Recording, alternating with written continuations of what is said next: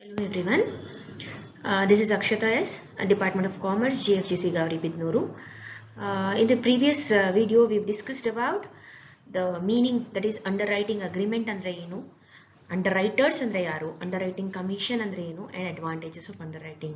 So underwriting anta helidre enu, it's an agreement between company and it may be an individual firm or joint stock companies or banks or any financial institution to take up the unsubscribed shares in order to raise the capital. So ಇದು ಅಂಡರ್ರೈಟಿಂಗ್ ಆಗುತ್ತೆ and ಇದನ್ನ ಏನಕ್ಕೆ ಮಾಡ್ತಾರಪ್ಪ ಅಂಡರ್ರೈಟಿಂಗ್ ನ ಅಂತ ಹೇಳಿದ್ರೆ for the purpose of gaining commission. So maximum commission under law, that is law prescribed commission is underwriting commission is on shares it is 5% on issue price, and on debenture it is 2.5% on issue price. This is what we have discussed in the previous video. Now we are going to discuss about the further part of underwriting, that is part 2. Idralli ಏನಪ್ಪ discuss ಮಾಡ್ತೀವಿ ಅಂತ ಹೇಳಿದ್ರೆ types of underwriting. Now let's see what are the types of underwriting.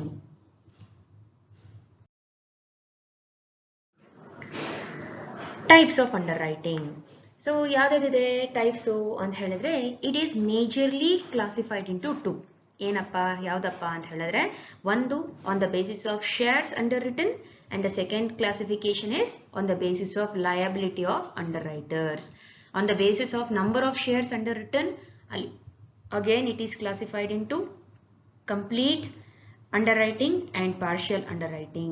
On the basis of liability of underwriters, it is pure underwriting and firm underwriting. Now ಏನಪ್ಪ ಇದು on the basis of number of shares underwritten ಅಂತ ಹೇಳಿದ್ರೆ ಎಷ್ಟು shares ನ ಅವರು underwrite ಮಾಡ್ತಿದ್ದಾರೆ.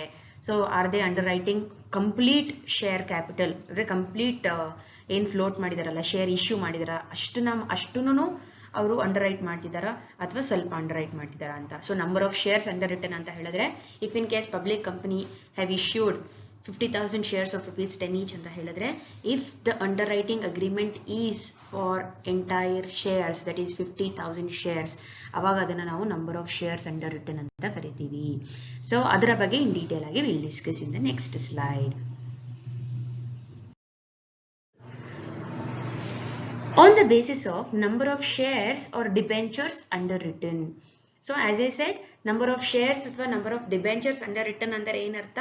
So under writing ಹೆಂಗ್ ಮಾಡ್ತಾರಪ್ಪ ಅಂತ ಹೇಳಿದ್ರೆ, ಇವಾಗ take for example as I said, public ಕಂಪ್ನಿಯವರು ಏನಾದ್ರು ಇಫ್ ಇನ್ ಕೇಸ್ ಶೇರ್ಸ್ ಅಥವಾ ಡಿಬೆಂಚರ್ಸ್ ನ ಎಷ್ಟು ಕೊಟ್ಟಿರ್ತಾರೆ, ಎಷ್ಟು ನಂಬರ್ ಆಫ್ ಶೇರ್ಸ್ ಅಥವಾ ಎಷ್ಟು ನಂಬರ್ ಆಫ್ ಡಿಬೆಂಚರ್ಸ್, ಎಷ್ಟು ಡಿಬೆಂಚರ್ಸ್ ಕೊಟ್ಟಿರ್ತಾರೆ, ಅದರ ಬೇಸ್ ಮೇಲಿಂದ ನಾವು ಅಂಡರ್ ರೈಟಿಂಗ್ ಮಾಡೋದು. ಸೊ ಅದರಲ್ಲಿ ಫಸ್ಟ್ ಕ್ಲಾಸಿಫಿಕೇಶನ್, ಅದರಲ್ಲಿ first sub classification is complete underwriting. ಏನು ಕಂಪ್ಲೀಟ್ ಅಂಡರ್ ರೈಟಿಂಗ್ ಅಂತ ಹೇಳಿದ್ರೆ, so complete underwriting is the underwriting wherein whole of the issue of shares or debenture is underwritten by one or more underwriter ಅಂತ ಹೇಳಿದ್ರೆ, as I said, complete underwriting ಅಂತ ಹೇಳಿದ್ರೆ ಈಗ share issue ಮಾಡೋದಕ್ಕಿಂತ ಮುಂಚೆನೆ ಇವರು under writer ಹತ್ರ ಹೋಗಿ ಅಗ್ರಿಮೆಂಟ್ ಮಾಡ್ಕೊಂಡಿರ್ತಾರೆ, stating that if in case ಯಾರು ತಗೊಳ್ಳಿಲ್ಲ ಅಂದ್ರೆ ಕಂಪ್ಲೀಟ್ ಆಗಿ ನೀವು ತಗೊಳ್ಬೇಕು. And under writers agrees that so completely ನಾನು ಶೇರ್ಸ್ ನ ತಗೊಳ್ಳೋದಕ್ಕೆ ರೆಡಿ ಇದ್ದೀನಿ ಅಥವಾ ಡಿಬೆಂಚರ್ಸ್ ನ ತಗೊಳ್ಳೋದಕ್ಕೆ ರೆಡಿ ಇದ್ದೀನಿ ಅಂತ ಹೇಳೋದು. It may be one or more underwriters. So ಒಬ್ರು ಅಂಡರ್ ರೈಟರ್ ಆದ್ರೂ ಆಗಿರ್ಬೋದು ಅಥವಾ more than one underwriter ಆಗಿರಬಹುದು. ಅದನ್ನ ನಾವೆಂತ ಕರಿತೀವಿ ಕಂಪ್ಲೀಟ್ ಅಂಡರ್ ರೈಟಿಂಗ್ ಅಂತ ಹೇಳಿದ್ರೇನು, entire issue of shares or entire issue of debenture is underwritten by one or more underwriter is called complete underwriting. Then what do you mean by partial underwriting? As the word says, partial means a part. ಏನ್ ಹಂಗಂದ್ರೆ a part of the issue of shares or debenture is underwritten by one or more underwriter ಅಂತ ಹೇಳಿದ್ರೆ, as I said 50,000 example ತಗೋಣ, 50,000 shares example ತಗೊಳ್ಳೋಣ. Complete underwriting ಅಂತ ಹೇಳಿದ್ರೆ entire 50,000 shares are underwritten by one or more underwriter. If in case public ಅವ್ರು ಯಾರು ಒಂದು shares ನು ತಗೊಳ್ಳಿಲ್ಲ ಅಂದ್ರೆ entire 50,000 share should be underwritten. ಯಾರು ಒಪ್ಕೊಂಡಿರ್ತಾರೆ ಅವರು ತಗೊಳ್ಳೇಬೇಕಾಗುತ್ತೆ. So that is complete underwriting. Very partial underwriting ಅಂತ ಬಂದಾಗ a part of the issue of shares or debentures ಅಂತ ಹೇಳಿದ್ರೆ, ಇವಾಗ take for example I will tell 50,000ದಲ್ಲಿ I will take only 50% of the shares. ನಾನು I can underwrite only 50% of the shares. What do you mean by that? 50,000ದಲ್ಲಿ 50% of the shares ಅಂದ್ರೆ ಏನರ್ಥ 25,000. ನಾನೇನ್ ಮಾಡ್ತೀನಿ, public ಎಷ್ಟು ತಗೊಳುತ್ತೋ ಇಲ್ವೋ ಗೊತ್ತಿಲ್ಲ, 25,000 ಅಷ್ಟು ನಾನು ತಗೋತೀನಿ. ಪಬ್ಲಿಕ್ ತಗೊಳುತ್ತೋ ಇಲ್ವೋ 25,000ದಷ್ಟು ನಾನು ತಗೊಳ್ತೀನಿ. ಪಬ್ಲಿಕ್ ತಗೊಂಡು ಬಿಟ್ಟ ಮೇಲಿಂದ only 50% of the shares will be underwritten by me ಅಂತ ಹೇಳೋದು. ಸೊ ಪಾರ್ಷಿಯಲ್ ಅಂಡರ್ ರೈಟಿಂಗ್ ಆಗುತ್ತೆ. A part of the issue of shares or debenture is underwritten by one or more underwriter is called partial underwriting. Then what is the second classification? We will discuss.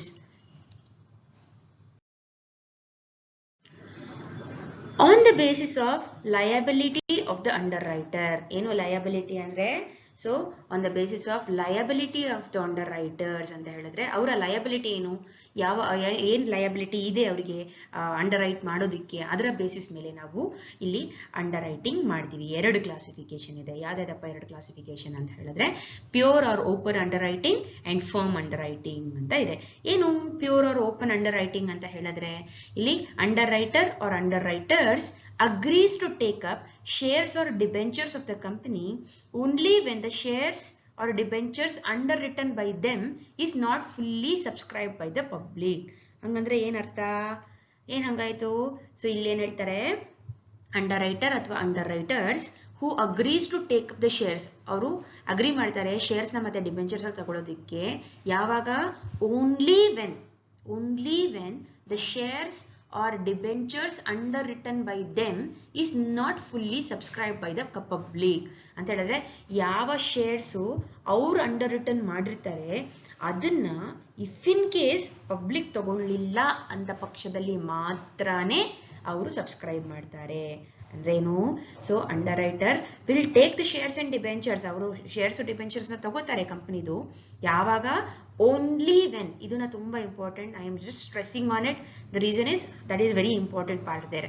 Only when ಯಾವಾಗ ತಗೋತಾರೆ? So ಸುಮ್ಮನೆ ಇವಾಗ complete underwriting ಅಂತ ಹೇಳಿದ್ರೆ ತಗೊಳ್ಳಿಲ್ಲ ಅಂದ್ರೆ ತಗೋತಾರೆ. Okay, ಇಲ್ಲೇನ್ ಹೇಳ್ತಾರೆ? Only when the shares or debenture underwritten by them. ಎಷ್ಟು ಶೇರ್ಸ್ ಮತ್ತೆ ಡಿಬೆಂಚರ್ಸ್ ಅವ್ರು ಅಂಡರ್ ರೈಟ್ ಮಾಡ್ತೀನಿ ಅಂತ ಹೇಳಿದ್ದಾರೆ, ಅದನ್ನ ಪಬ್ಲಿಕ್ ತಗೊಳ್ಳಿಲ್ಲ ಅಂದ ಪಕ್ಷದಲ್ಲಿ ಮಾತ್ರನೇ ಅವರು ಸಬ್ಸ್ಕ್ರೈಬ್ ಮಾಡ್ತಾರೆ. That is the liability. ಅದನ್ನೇ ಲಯಬಿಲಿಟಿ ಅಂತ ಕರೆಯೋದು.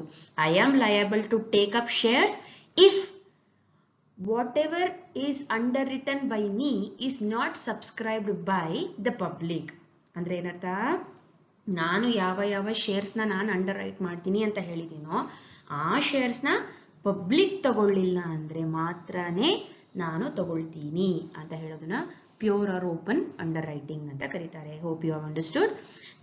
Second classification is firm underwriting. ಏನು ಫರ್ಮ್ ಅಂಡರ್ ರೈಟಿಂಗ್ ಅಂದ್ರೆ, ಸೊ ಇಲ್ಲಿ the underwriter or underwriters make definite commitment to take up certain shares or debentures of a company irrespective of number of shares or debentures subscribed by the public. ಏನ್ ಹಂಗಂದ್ರೆ firm underwriting ಅಂತ ಹೇಳಿದ್ರೆ firm ಆಗಿ ಅಂದ್ರೆ complete ಆಗಿ ತಗೋತೀನಿ. ಯಾರು ತಗೋತಾರೋ ಬಿಡ್ತಾರೋ ನನಗೆ ಗೊತ್ತಿಲ್ಲ, ನಾನಂತೂ ತಗೋತೀನಿ ಕಂಪನಿ ಶೇರ್ಸ್ ನ ಅಂತ ಹೇಳೋದನ್ನ ಫರ್ಮ್ ಅಂಡರ್ ರೈಟಿಂಗ್ ಅಂತ ಕರೀತಾರೆ. ಏನಂಗಂದ್ರೆ ಇಲ್ಲಿ ಏನ್ ಹೇಳ್ತಾರೆ, ಅಂಡರ್ ರೈಟರ್ ಅವ್ರ underwriters make a definite commitment.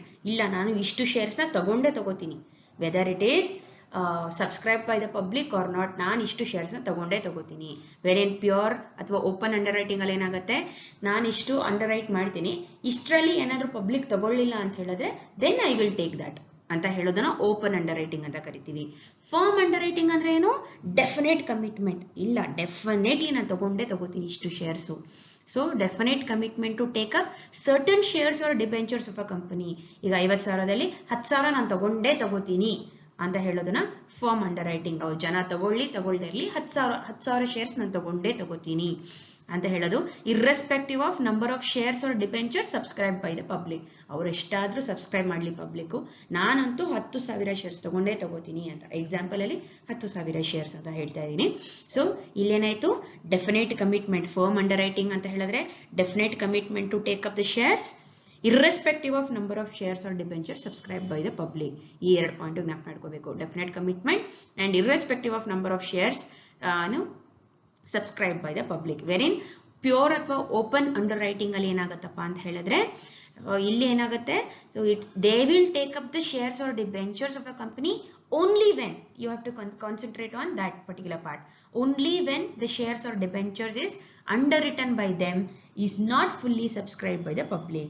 So public ಅವರು ಅಂಡರ್ರೈಟ್ ಮಾಡಿರುವಂತಹ shares ನ ತಗೊಳ್ಳಿಲ್ಲ ಅಂದ ಪಕ್ಷದಲ್ಲಿ they will take. This is the second classification. First, on the basis of number of shares underwritten, number of shares or debentures underwritten. Second basis is on the basis of liability of the underwriter. On the basis of number of shares or debentures underwritten ಅಲ್ಲಿ ಎರಡು classification ಬರುತ್ತೆ, complete ಅಂಡರ್ರೈಟಿಂಗ್ and partial underwriting. ಏನು complete ಅಂಡರ್ರೈಟಿಂಗ್ ಅಂದ್ರೆ, complete ಅಂಡರ್ರೈಟಿಂಗ್ ಅಂದ್ರೆ wherein whole of the issue of shares or debentures of a company is underwritten by one or more underwriters. Full issue na underwrite ಮಾಡೋದು. Wherein partial underwriting ಅಂತ ಹೇಳಿದ್ರೆ one part of the issue is underwritten by the underwriter ಆಗುತ್ತೆ. On the basis of liability of the underwriter ಆಗ, so there are two classification, pure or open underwriting and second one is firm underwriting. So pure underwriting anta heladre enu, so it is an arrangement wherein underwriters or underwriters agrees to take up shares only when the shares or debentures which they are underwritten is not fully subscribed by the public. Wherein firm underwriting anta heladre, so irrespective of number of shares or debentures subscribed by the public, they will make a definite commitment to take up certain shares or debentures of the company. So this is firm underwriting. So next ಏನಪ್ಪ ಅಂದ್ರೆ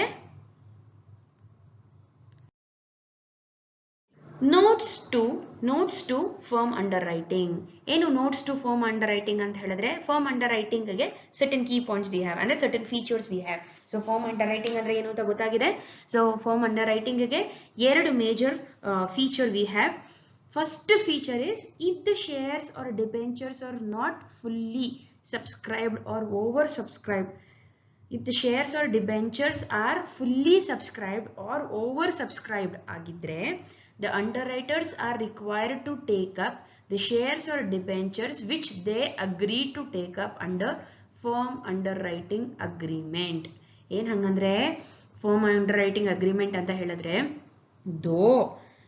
public ಅವರು ಹೇಳಿರುವಷ್ಟು ಶೇರ್ಸ್ನ subscribe ಮಾಡಿಬಿಟ್ಟಿದ್ದಾರೆ ಅಥವಾ over subscribe ಆಗಿದೆ ಅಂದರೂ ಕೂಡ, ಈಗ ನಾನು 50,000 ಶೇರ್ಸ್ಗೆ ಕಾಲ್ ಮಾಡಿದ್ದೀನಿ, ಪಬ್ಲಿಕ್ಕು 50,000 ಶೇರ್ಸ್ನೂ ತೊಗೊಂಡ್ಬಿಟ್ಟಿದ್ದಾರೆ, ಅಥವಾ 60,000 ಶೇರ್ಸ್ಗೆ ಅಪ್ಲೈ ಮಾಡಿದ್ದಾರೆ, ಅಲಾಟ್ಮೆಂಟ್ ಇರೋದು ನಮ್ಮ ಕಂಪನಿಯ ಕೈಯಲ್ಲಿ, ಕರೆಕ್ಟಾ? ಸೊ ಸಬ್ಸ್ಕ್ರೈಬ್ ಮಾಡಿದ್ದಾರೆ. ಆ ಥರ ಸಿಚುವೇಶನ್ ಇದ್ರೂ ಕೂಡ, ಅಂದರೆ ಫುಲ್ಲಿ ಸಬ್ಸ್ಕ್ರೈಬ್ ಆಗಿದ್ರೆ 50,000 ಶೇರ್ಸಲ್ಲಿ 50,000 ಶೇರ್ಸು ಪಬ್ಲಿಕ್ಗೆ ತಗೊಂಡಿದ್ದಾರೆ, ಅಥವಾ 50,000ಕ್ಕಿಂತ ಜಾಸ್ತಿ ಶೇರ್ಸುಗೆ ಅಪ್ಲೈ ಮಾಡಿದ್ದಾರೆ ಪಬ್ಲಿಕ್ಕು ಅಂದ್ರೇನು, the underwriters, firm underwriting agreement ಅಲ್ಲಿ ಏನಾಗುತ್ತಪ್ಪ ಅಂದ್ರೆ, the underwriters are required to take up shares or debentures which they agree to take up under firm underwriting. So firm underwriting ಅಂದ್ರೆ ಏನು, ನಾನು ಇಷ್ಟು irrespective of number of shares taken by public, ಅಥವಾ they will make a definite commitment, ಇದೆರಡು ತಾನೆ. So point of firm underwriting, so definite commitment ಇರುತ್ತೆ, and they will definitely, irrespective of public how many ever the shares they take, I will take so much ಅಂತ ಹೇಳೋದನ್ನ firm underwriting ಅಂತ ಕರೆಯೋದು. So ಇದಕ್ಕೆ ಏನಪ್ಪ ಎರಡು ಫೀಚರ್ ಅಂತ ಹೇಳಿದ್ರೆ, ಅವರು ಫುಲ್ಲಿ ಸಬ್ಸ್ಕ್ರೈಬ್ ಆಗಿರಲಿ, ಶೇರ್ಸು ಓವರ್ ಸಬ್ಸ್ಕ್ರೈಬ್ ಆಗಿರಲಿ, ಇವರು ಏನು ಕಮಿಟ್ಮೆಂಟ್ ಮಾಡಿದ್ದಾರೆ, ನಾನು ಈ ಶೇರ್ಸ್ ತಗೋತೀನಿ ಅಂತ ಹೇಳಿದ್ರೆ, they have to take up as per firm underwriting agreement. And second feature ಏನಾಗತ್ತಪ್ಪ ಅಂತ ಹೇಳಿದ್ರೆ, firm underwriters will get priority over general public. Priority ಅಂದ್ರೆ ಏನು, ಸೊ ಈಗ as I said, subscription stage is separate and allotment stage is separate, ಅದು ಗೊತ್ತಿದೆ ಅಲ್ವಾ ನಿಮಗೆ.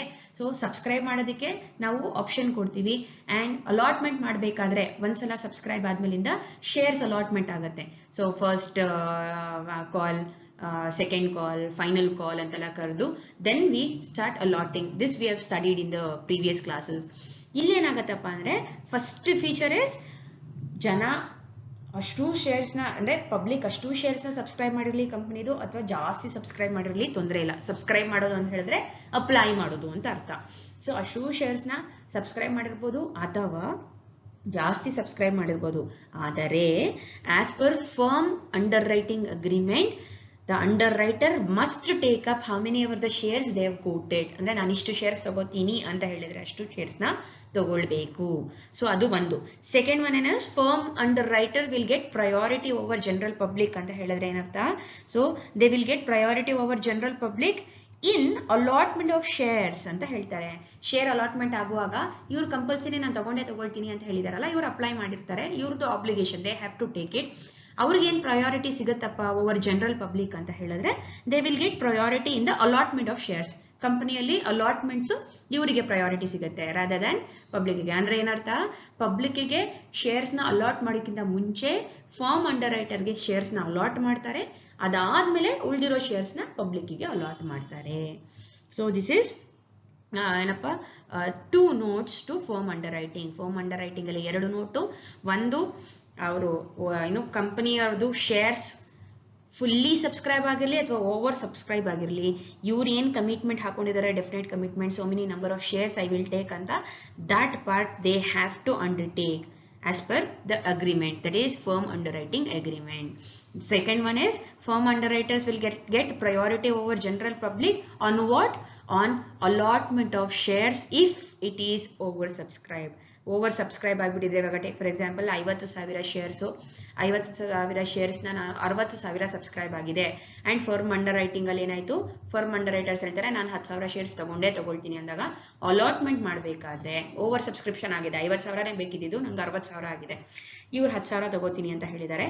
10,000ಕ್ಕೆ ಫಸ್ಟ್ ಅಲಾಟ್ಮೆಂಟ್ ಮಾಡಿ, ಉಳಿದಿರೋ 40,000ಕ್ಕೆ ಬೇಸ್ಡ್ ಯಾರಿಗೆ call, first call, second call, final call ಕೊಟ್ಟು ಅಲಾಟ್ ಮಾಡ್ತಾರೆ. ಸೊ ಇದನ್ನ ನಾವೆಂತ ಕರಿತೀವಿ? Notes to firm underwriting. Next ಏನು?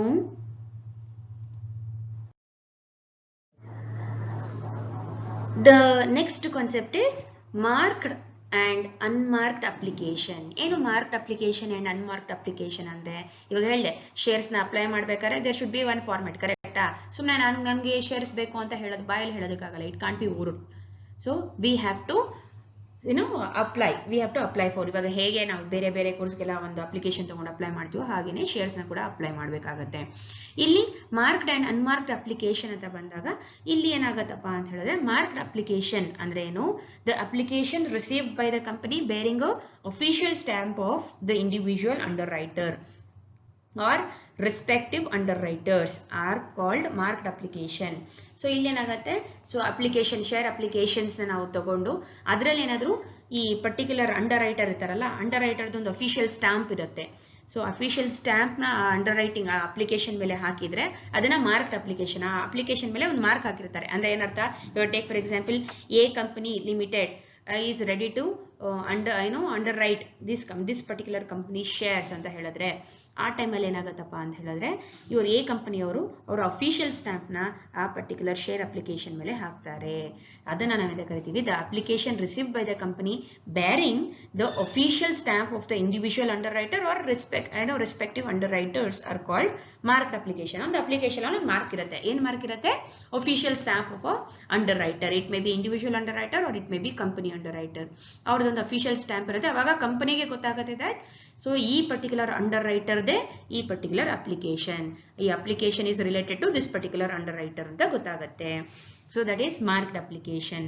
ದೆನ್ ಅನ್ಮಾರ್ಕ್ಡ್ ಅಪ್ಲಿಕೇಶನ್ ಅಂದ್ರೆ ಏನಪ್ಪಾ ಅಂತ ಹೇಳಿದ್ರೆ, ಅನ್ಮಾರ್ಕ್ಡ್ ಅಂದ್ರೆ which is not marked. The application received by the company directly from the public ಅವ್ರು ಏನು ಸೀಲು ಸ್ಟ್ಯಾಂಪು ಎಲ್ಲ ಏನು ಹಾಕಲ್ಲ. ನಾನೇನಾದ್ರು ಅಪ್ಲೈ ಮಾಡ್ಬೇಕಾದ್ರೆ I will directly apply, I will not put any official stamp, ಕರೆಕ್ಟಾ?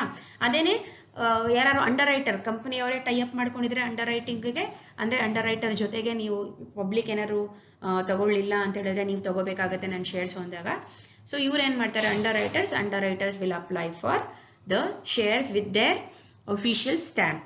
ಸೊ ಅನ್ಮಾರ್ಕ್ಡ್ ಅಪ್ಲಿಕೇಶನ್ ಅಂದಾಗ general public, ಇದೇನು application received by the company directly from the public which do not bear any sort of official stamp. ನಿಮ್ಮ ತರ ಇರುವವರೆಲ್ಲ ನಾವೇನಾದ್ರೂ ಇದಾದ್ರೆ apply ಮಾಡಿದ್ರೆ as a public we can. So if you are like financially strong we can be underwriter also. ನಾವು ಹೋಗಿ ಹೇಳ್ಬೋದು ನಾವು ಅಂಡರ್ ರೈಟ್ ಮಾಡ್ತೀವಿ ಅಂತ. ಅಂಡರ್ ರೈಟ್ ಮಾಡಿದಾಗ ನಿಮ್ದೇ ಆದಂತಹ ಸ್ಪೆಸಿಫಿಕ್ ಅಫಿಷಿಯಲ್ ಸ್ಟ್ಯಾಂಪ್ನ ಹಾಕಿದ್ರೆ that will become marked application. ಏನು ಹಾಕಿಲ್ಲ, ಏನು ಅಫಿಷಿಯಲ್ ಸ್ಟ್ಯಾಂಪ್ ಹಾಕಿಲ್ಲ ಅಂತ ಹೇಳಿದ್ರೆ it is treated as it is subscribe by general public. ಏನಕ್ಕಪ್ಪ ಅಫಿಷಿಯಲ್ ಸ್ಟ್ಯಾಂಪ್ ಹಾಕ್ತಾರೆ ಅಂತ ಹೇಳಿದ್ರೆ ಎಷ್ಟು ನಂಬರ್ ಆಫ್ ಶೇರ್ಸ್ ಅಂತ ಕ್ಯಾಲ್ಕುಲೇಟ್ ಮಾಡಿ ಕಮಿಷನ್ ಕ್ಯಾಲ್ಕುಲೇಟ್ ಮಾಡೋದಕ್ಕೆ ಅಫಿಷಿಯಲ್ ಸ್ಟ್ಯಾಂಪ್ ಯೂಸ್ ಮಾಡ್ತಾರೆ ಯೂಶುವಲಿ. ಅನ್ಮಾರ್ಕ್ಡ್ ಅಂತ ಹೇಳಿದ್ರೆ ದಿಸ್ ಇಸ್ ಫ್ರಮ್ ಪಬ್ಲಿಕ್ ಅಂತ ಹೇಳಿ, ಸೊ ಅದಕ್ಕೆ ಕೌಂಟ್ ಆಗಲ್ಲ, ನಮ್ಮ ಕಮಿಷನ್ ಕೌಂಟ್ ಆಗಲ್ಲ. ಸೊ ಅದಕ್ಕೆ if the under writers agreement ಅಲ್ಲಿ ನಾವು ಅಗ್ರಿಮೆಂಟ್ ಮಾಡ್ಕೊಂಡಿದ್ರೆ ಕಂಪ್ನಿ ಜೊತೆಗೆ ನಾವು ಅಂಡರ್ ರೈಟ್ ಮಾಡ್ತೀವಿ ಅಂತ, so usually the underwriters will put official stamp on the share application, wherein unmarked application alli there is no such sort. So this is marked and unmarked application. Today we have discussed about the types of underwriting and marked and unmarked application. ಎರಡು concept ನ discuss ಮಾಡಿದೀವಿ. Types ಅಲ್ಲಿ ಎರಡು major classification, one on the basis of number of shares or debentures underwritten, the second one is on the basis of liability of the underwriter. And ಅದರಲ್ಲಿ major ಆಗಿ we concentrate on firm underwriting. firm underwriting ಅಂತ ಹೇಳಿದ್ರೆ definite commitment and irrespective of number of shares or debentures subscribed by the public. ಇದರಲ್ಲಿ ಎರಡು feature ಬರುತ್ತೆ. First feature is, so though the public is fully subscribed and oversubscribed also, underwriter who are agreed upon the firm underwriting, they have to take the number of shares which they have agreed upon, and they will get priority over general public in allotment of shares. And marked and unmarked application alli, marked application alli it bears the official stamp of an individual underwriter or underwriters, where an unmarked application anta helidre company will decide that this is directly from the public and which do not have any official stamp. So idishtu ನಾವು ಈ ವಿಡಿಯೋದಲ್ಲಿ discuss ಮಾಡಿದೀವಿ. Thank you so much for listening to me. Thanks a lot.